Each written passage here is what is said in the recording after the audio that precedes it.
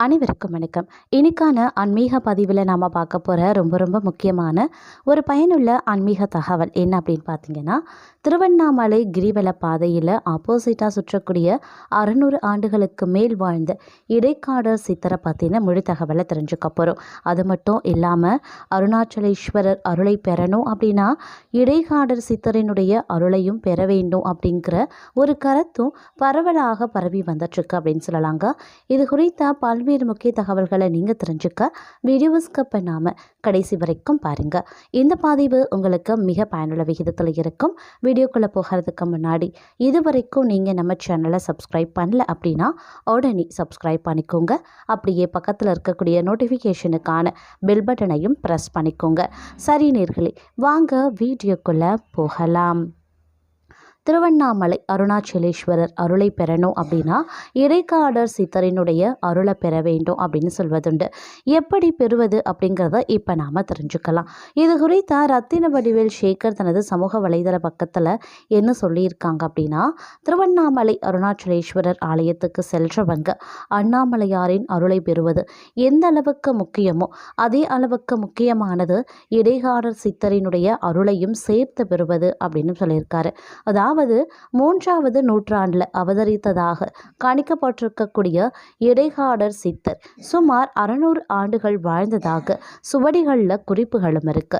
திருவண்ணாமலை ஆலயத்தில் அருள் அலைகள் நிரம்பி இருப்பதற்கு அங்கு அவரது ஜீவசமாதி அமைந்திருப்பது மிக முக்கியமானதாக கருதப்படுது. இன்றும் திருவண்ணாமலையில் இடைக்காடர் சித்தர் அருள் புரிந்து வருகிறார்.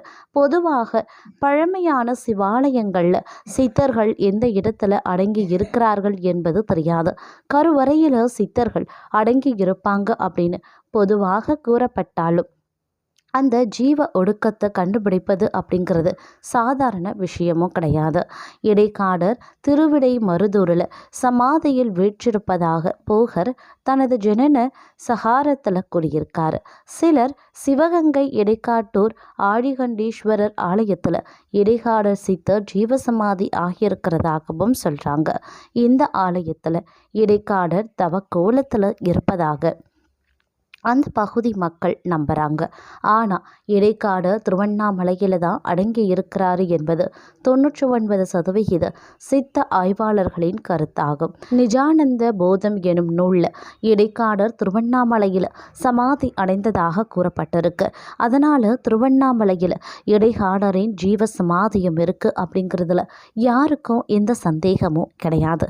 ஆனால் திருவண்ணாமலை தலத்தில் இடைக்காடர் சித்தரின் ஜீவசமாதி அல்லது ஒளி சமாதி எங்கு உள்ளது அப்படிங்கிறதுல தான் மாறுபட்ட தகவல்கள் நீடித்து கொண்டே இருக்கு.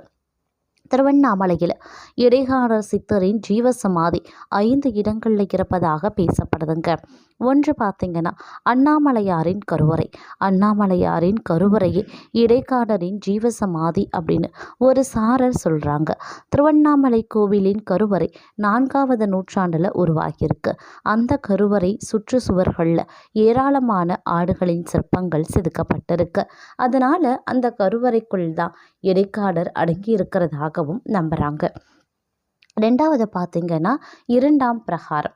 அதாவது திருவண்ணாமலை ஆலயத்திற்குள்ள 2வது பிரகாரத்தில் நடராஜர் சன்னதி நுழைவாயில் இருபுறமும் 2 பெரிய அறைகள் இருக்கு.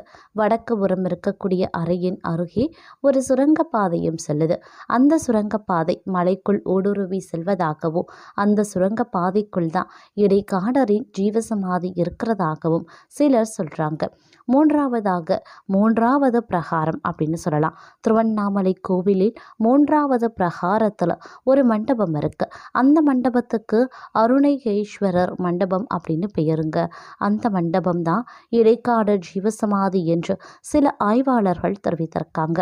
அந்த மண்டபத்தின் கீழ் இடைக்காடரின் சிலையும் இருக்குது. அதனால் அவர் அந்த மண்டபத்தில் சுட்சம வடிவில் புதைந்திருப்பதாகவும் கருதப்படுது. 4வது ஜீவசமாதி. திருவண்ணாமலை மலையின் மேற்கு பகுதியில் இடைக்காடர் ஜீவசமாதி இருப்பதாக மற்றொரு கருத்தும் இருக்கு. அங்கு பாத வடிவமும் இருக்கு. அதனால அதுதான் இடைக்காடர் ஜீவசமாதியான இடம் அப்படின்னு சொல்றாங்க. அது அடுத்தது பார்த்தீங்கன்னா பிரம்மலிங்கம் சொல்லலாம். திருவண்ணாமலை ஆலயத்தில் 6வது பிரகாரத்தில் பிரம்மலிங்கம் பின்புறம் சுற்றுச்சுவரில் ஒரு பெரிய குகை போன்ற அமைப்பு இருக்கு.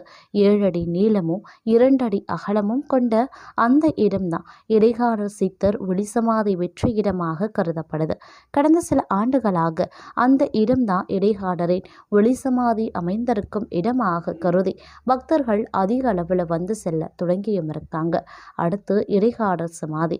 திருவண்ணாமலையில் இடைக்காடரின் ஜீவசமாதி அமைந்திருக்கும் இடமாக இந்த இடம்தான் சமீபத்தில் அதிகமான ஆய்வாளர்களால் உறுதிப்படுத்தப்பட்டிருக்கு.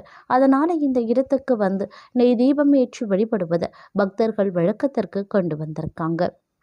அடுத்து சித்தர்குடில். திருவண்ணாமலையில் பெரிய திருவுள இடைக்காடர் சித்தர்குடில் அமைக்கப்பட்டிருக்கு. அங்கு இடைக்காடர் சித்தரின் சிலை நிறுவப்பட்டிருக்கு. இதை நிறுவிய கோவிந்தராஜ் ஆண்டுதோறும் புரட்டாசி மாதம் திருவாதிரை நட்சத்திர தினத்தன்று இடைக்காடருக்கு அபிஷேக ஆராதனைகள் உள்ளிட்ட சிறப்பு பூஜைகளை நடத்தி வருகிறார். அடுத்து பார்த்தீங்கன்னா ஒளி சமாதி.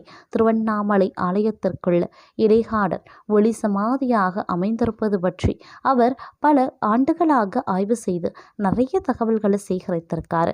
அவர் சொல்றாரு, இடைக்காடர் சித்தரால தான் திருவண்ணாமலை கோவில் உருவானது. அதற்கான சான்றுகள் ஆலயம் முழுக்க பரவலாகவும் இருக்கிறதாகவும் சொல்லியிருக்காங்க. அடுத்து தூண்கள்ல.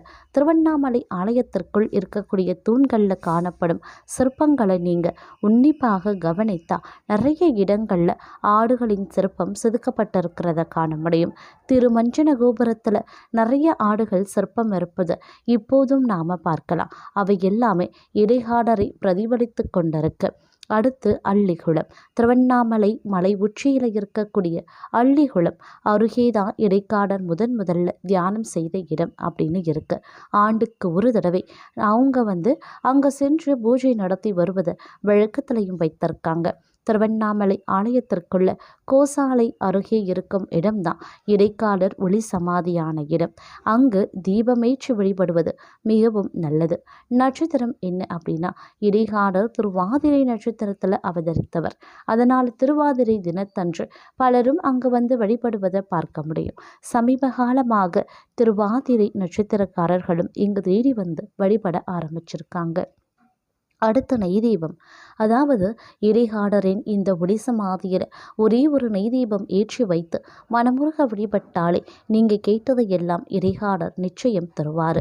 புரட்டாசி மாதம் திருவாதிரை தினத்தன்று இங்கு பூஜைகள் நடத்தும் போது ஜோதி தானாக எரியும் அதிசயமும் நடைபெறுது. அதோடு அன்றைய தினம் மழையும் பெய்யும். இவையெல்லாம் இடைக்காடர் இப்போதும் இருக்கிறார் என்பதற்கான உதாரணங்களாகும். அடுத்து 160 அடி ஆழத்திற்கு கருவறை. திருவண்ணாமலை தலத்தில் இடைக்காடர் செய்திருக்கும் திருப்பணிகள் அளவிட முடியாத அளவுக்கு இருக்கு. கருவறை லிங்கம் 160 அடி ஆழத்துக்கு ஒரே தூணால அமைந்திருக்கு. இதை ஏற்படுத்தியதே இடைக்காடர் தானா? திருவண்ணாமலையில் மலையை சுற்றி கிரிவலம் வரும்போது இடுக்க பிள்ளையார் கோவிலை பார்த்திருப்பீங்க. இந்த இடுக்க பிள்ளையார் ஏராளமானவர்களின் உடல் பிரச்சனையை தீர்த்து வருகிறார். இதை உருவாக்கியது இடைக்காடர் சித்தர் தான். இது போன்று ஏராளமானவற்றை இடைக்காடர் உருவாக்கி தந்திருக்கிறார். ஜோதி வடிவில் இடைக்காடர். அதாவது சித்த புருஷர்கள் ஒரு இடத்துல தோன்றி இன்னொரு இடத்துல தங்களை அடக்கிக் கொள்வாங்க. அந்த வகையில் இடைக்காட்டூரில் தோன்றிய இடைக்காடர் திருவண்ணாமலையில் ஜோதி வடிவில் அடங்கி அருள்பாலித்து வருகிறார். இடைக்காடர் நவக்கிரகங்கள்ல புதன் பகவானை பிரதிபலிக்கிறவர். அதனால இவரை முறைப்படி வழிபட்டா ஜாதகத்துல புதன் பகவானால் ஏற்படக்கூடிய தோஷங்கள் அனைத்தும் நீங்கி நல்ல பலன்கள் கிட்டும். அடுத்த பச்சை நிறம். வியாபாரிகள், மாணவர்கள், பெண்கள், ஆசிரியர்கள் இடைக்காடரை வழிபட்டா பிரச்சனைகள் நீங்கி பலன் பெற முடியும். இடைக்காடருக்கு பிடித்தது பச்சை நிறமாகும். அதனால் அவருக்கு பச்சை நிறத்தில் வஸ்திரம் அணிவித்து நாம் வழிபடலாம். புதன்கிழமை அப்படிங்கிறது இடைக்காடரை வழிபடக்கூடிய ஒரு அற்புதமான நாள் அப்படின்னு சொல்லலாம். இடைக்காடரை புதன்கிழமை வழிபட்டால் எளிதில் அவரின் அருளை பெற முடியும். அதுவும் அவர் ஒளி சமாதியாகி இருக்கக்கூடிய இடத்துல புதன்கிழமை வழிபட்டோன்னா பரிபூரண அருளை பெற முடியும். பௌர்ணமி நாட்களில் இப்போதும் இடைக்காடர் கிரிவலம் வருவதாக சொல்கிறாங்க. நமக்கு எதிரே வலது பக்கமாக அவர் வருவாராம். அதனால் நாம் இடைக்காடரை நினைத்தபடி கிரிவலம் சென்றால் அவரை எந்த ரூபத்திலாவது பார்க்க முடியும். இவ்வாறு அவர் கூறியிருக்கார். இடைக்காடர் இதுவரைக்கும் 1 கோடி தடவைக்கு மேல கார்த்திகை தீப தரிசனம் செய்துள்ளார் என்பது குறிப்புகள் சொல்லுது. அப்படியானா இவர் எத்தனை தடவை கிரிவலம் சென்றிருப்பார் என்பது யூகித்துக் கொள்ளலாம். அந்த சித்த புருஷரின் உடலை தழுவி வரும் காற்று நம் மீது பட்டா நாம் தோஷங்கள் நீங்கி புத்துணர்ச்சி பெற முடியும் அப்படிங்கிறது ஐதீகம்.